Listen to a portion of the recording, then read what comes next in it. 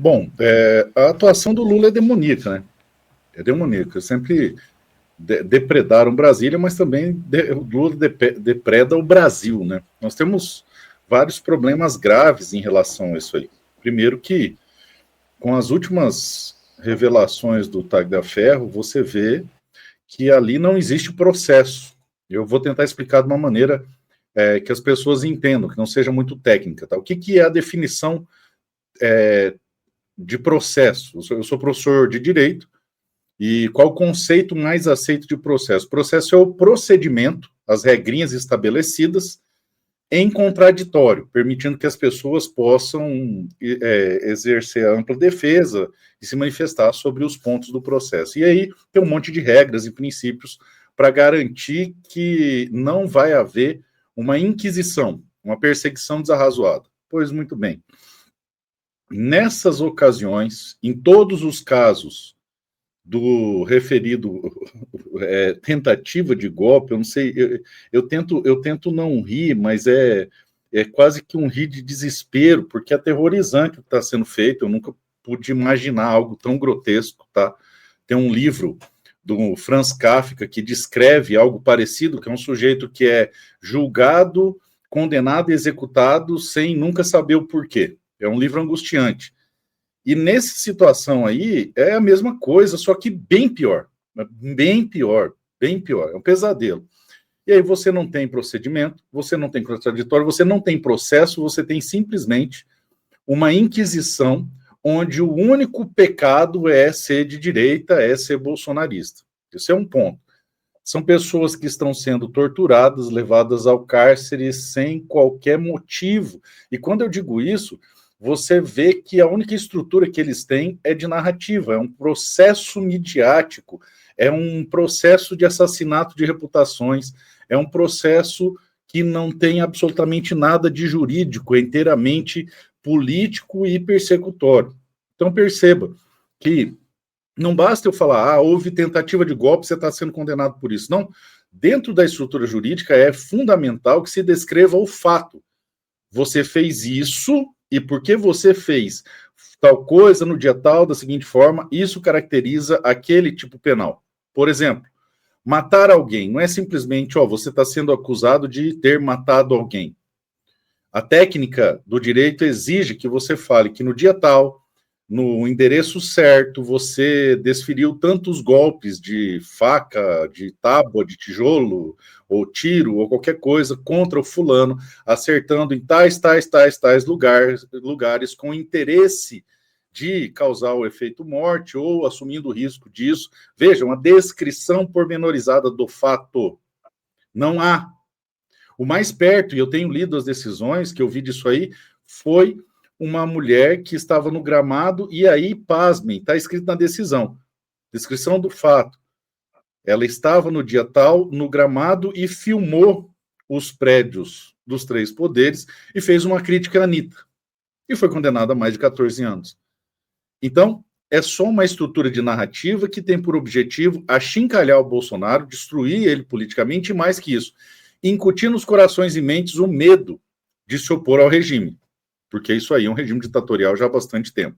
Então, quando o Lula busca o Alcolumbre para tentar impedir o processamento legislativo da anistia, que também a criação de leis demanda um processo, o devido processo legal legislativo, ele está corroborando com essa narrativa, porque eles vivem exclusivamente disso, de narrativas, por ser principalmente um processo político. E perceba o grau de crueldade. Porque muitas das outras vezes eles fizeram crimes reais dentro do regime militar. Eles sequestraram, eles roubaram bancos, eles assassinaram, eles torturaram, eles fizeram justiçamento e buscaram anistia. E essas pessoas inocentes que não praticaram absolutamente nenhum crime, não, essas não podem ter anistia, porque o crime do novo século é a polarização, se você for de direita. Perceba que existem requintes de crueldade toda vez que a esquerda, personificada na figura demoníaca do ladrão, se manifesta a respeito do procedimento da anistia. E se você for analisar, tecnicamente, a anistia seria mesmo inadequada, porque, repito, não existe crime. E as nulidades de todos os procedimentos que tangem e tocam de alguma forma esse processo do suposto golpe do Alexandre de Moraes são nulas de pleno direito, absolutamente nulas. Mas perceba que de toda notícia ruim há sempre algo bom que pode se tirar. Se ele se aconchega nos braços do Davi Alcolumbre, significa que já não há mais tanto espaço para fazer o mesmo na Câmara Federal.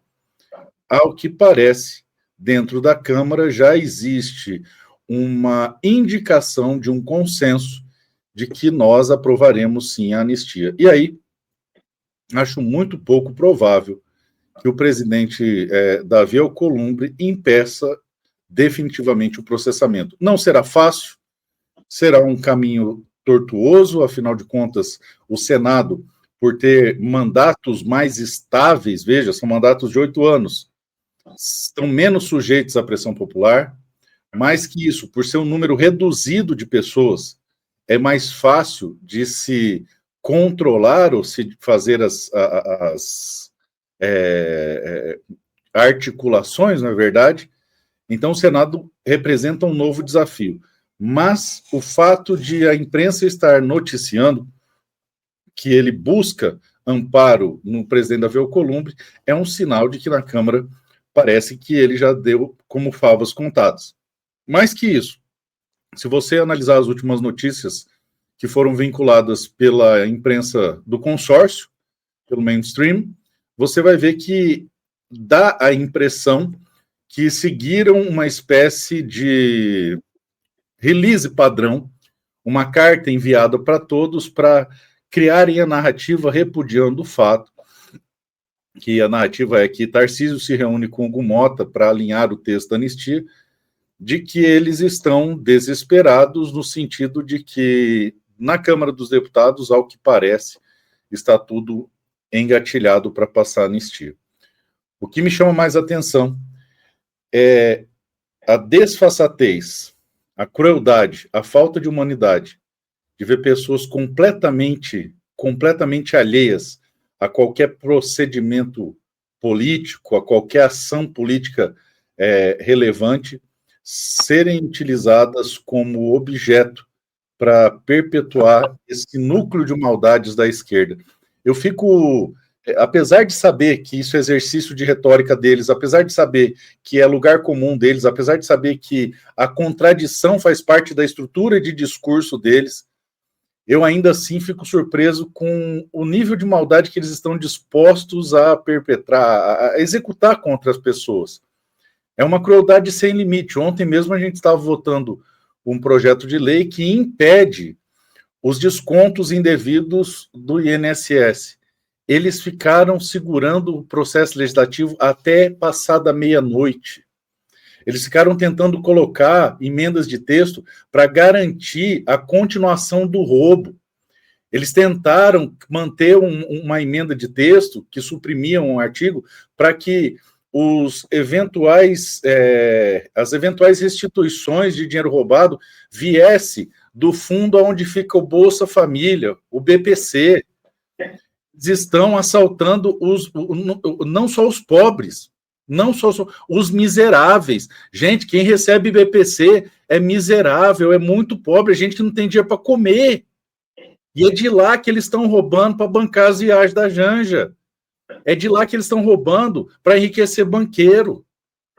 Então, apesar da gente saber, a Silvia é expert em comunicação, ela sempre explicava comunicação de crise, psicologia de comunicação, a gente sempre falava sobre isso. Quando viajava junto, ela sempre estava nos orientando sobre isso, como é que funciona o jogo de cena, eles são atores.